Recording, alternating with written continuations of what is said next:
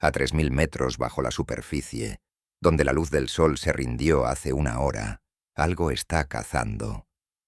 El agua aquí no es solo oscura. Es una cámara de presión que convertiría los huesos humanos en polvo. Una fuerza aplastante y un frío capaz de detener un corazón en minutos. En este vacío absoluto, un cachalote ha detectado movimiento. Su corazón, que en la superficie late 60 veces por minuto, ahora pulsa solo 10 veces. El cuerpo del cachalote apaga metódicamente todo lo no esencial, canalizando cada molécula de oxígeno hacia el cerebro y los músculos. Ya han pasado 40 minutos desde su última respiración. Entonces, dispara. Un sonido tan violento que podría reventar los tímpanos de un ser humano. Clics rápidos martillean la oscuridad como disparos subacuáticos, cada uno portando más energía acústica que el motor de un avión, a reacción durante el despegue.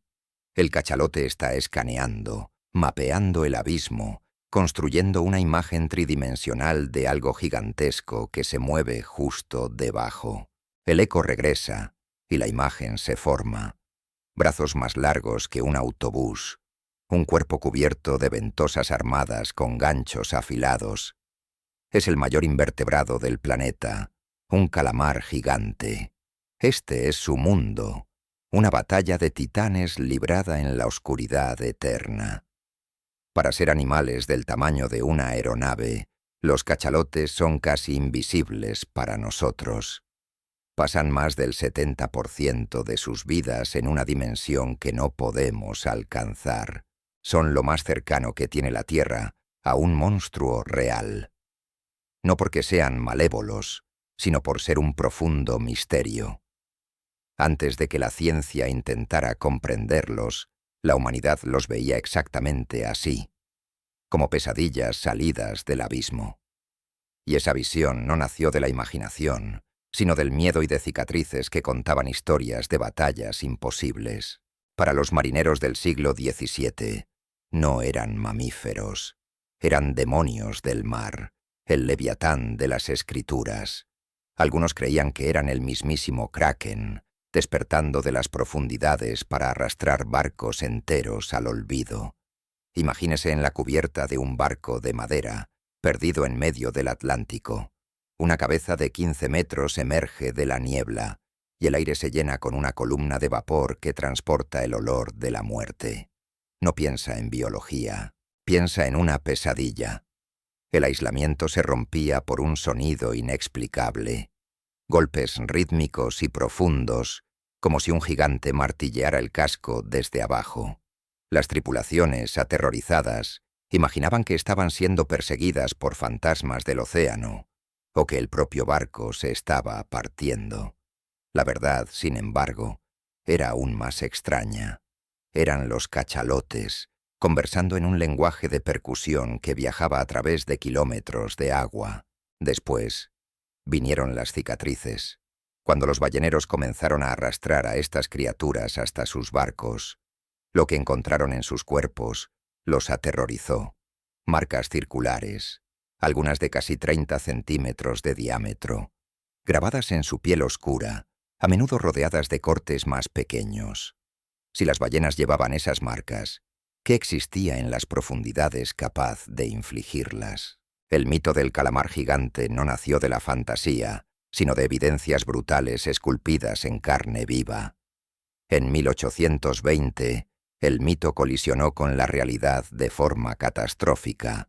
El barco ballenero Essex, durante una cacería en medio del Océano Pacífico, fue atacado por un cachalote. El ataque no fue un accidente, fue deliberado. La ballena golpeó el barco una vez, retrocedió y luego embistió de nuevo, abriendo el casco y sentenciando a la embarcación al fondo del mar. La historia de supervivencia y venganza de la tripulación inspiraría a Herman Melville a escribir Moby Dick. La ballena blanca no era solo ficción, era el miedo cobrando un nombre. Pero el miedo, por más poderoso que fuera, no era el principal motor de esta cacería global, era la codicia, pues dentro de aquella cabeza colosal Se escondía un tesoro líquido que iluminaría el mundo y alimentaría una revolución. En el siglo XVIII, los cachalotes se convirtieron en los animales más valiosos del planeta, no por lo que eran, sino por lo que contenían. Dentro de aquella cabeza colosal, en un órgano llamado espermaceti, había un aceite diferente a todo lo que la naturaleza había producido jamás. Era un líquido claro, sin olor, que no se congelaba en invierno y, crucialmente, ardía sin producir humo. Era el lubricante perfecto y el combustible de iluminación más limpio y brillante que la humanidad había conocido. Este aceite, apodado oro líquido, alimentó la revolución industrial. Mantuvo las máquinas de las fábricas funcionando día y noche. Iluminó las calles de ciudades enteras, haciendo retroceder a la oscuridad. La civilización moderna, en muchos aspectos, fue construida sobre la luz y la energía extraídas de la cabeza de una ballena. Y así comenzó la mayor cacería de la historia.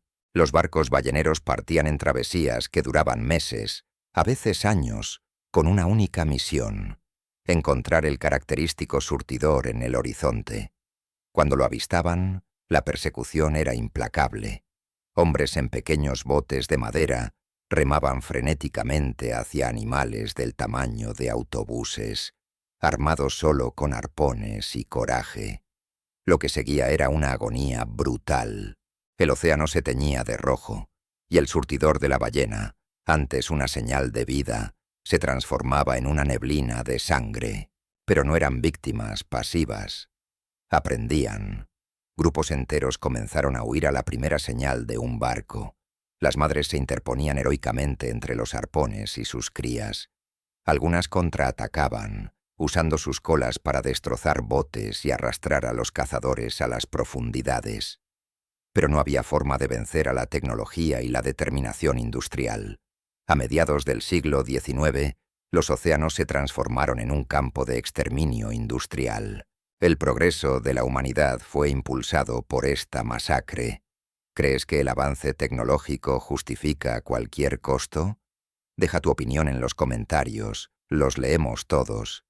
Y si sientes que necesitas entender el mundo en un nivel más profundo, que sepas que solo los elegidos harán clic en el botón rojo para suscribirse. Los hombres contaban su oro líquido, pero con cada barril se pagaba un precio en sangre y silencio. Un precio que llevaría a toda una especie al borde del olvido. La biología de los cachalotes funciona a un ritmo antiguo, un ciclo de vida que no fue diseñado para la velocidad implacable de la caza industrial. Una hembra tarda 9 años en alcanzar la madurez sexual. Su gestación dura largos 15 meses.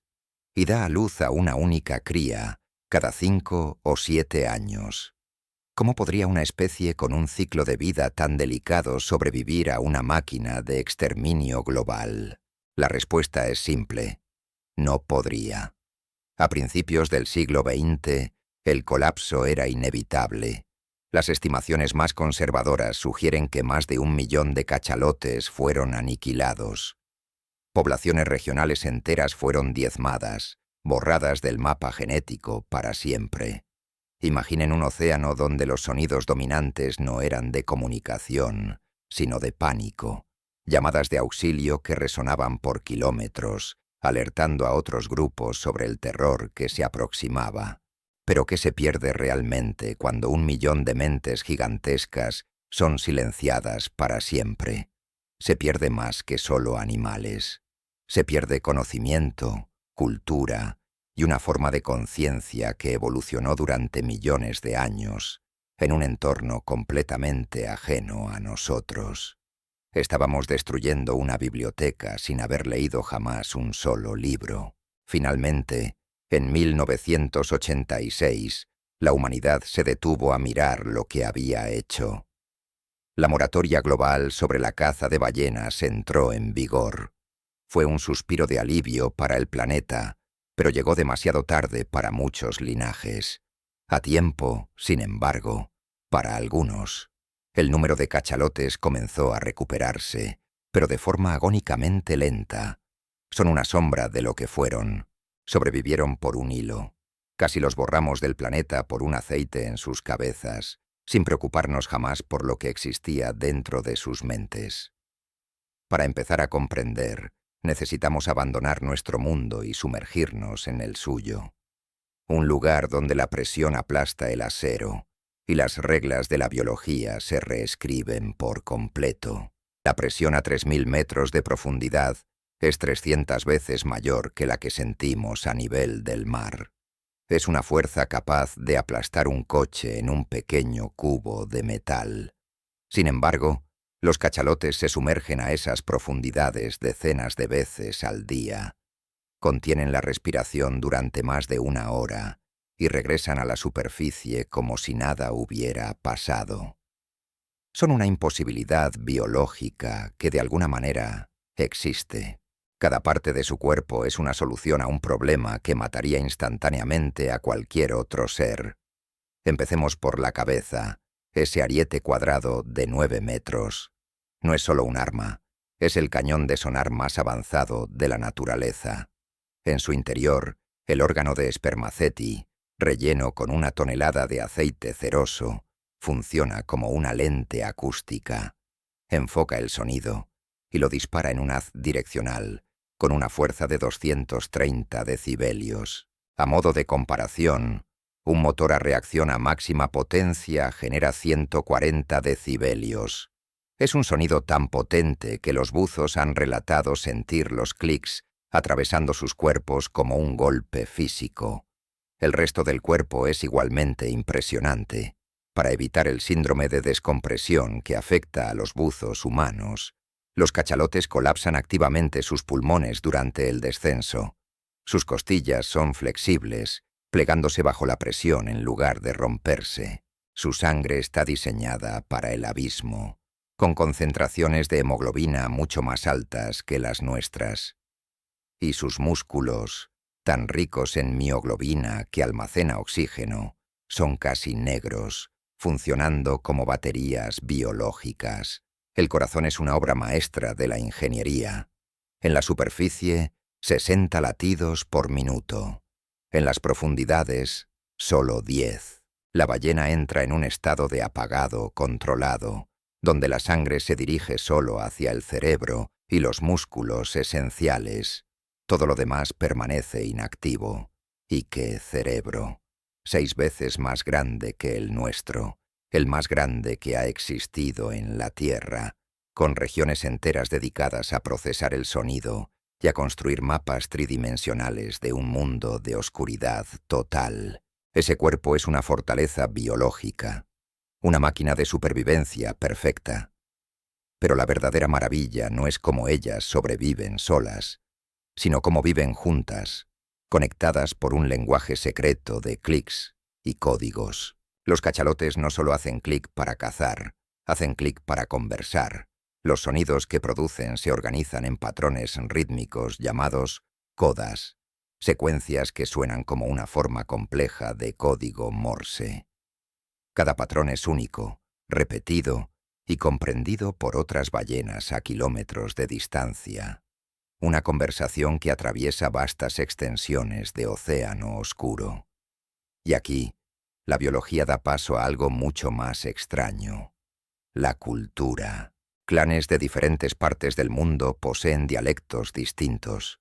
Los cachalotes del Caribe no hablan de la misma forma que los de la costa de Japón. Los grupos que viajan juntos desarrollan firmas sónicas compartidas, una identidad acústica que los diferencia. Esto no es instinto, es herencia.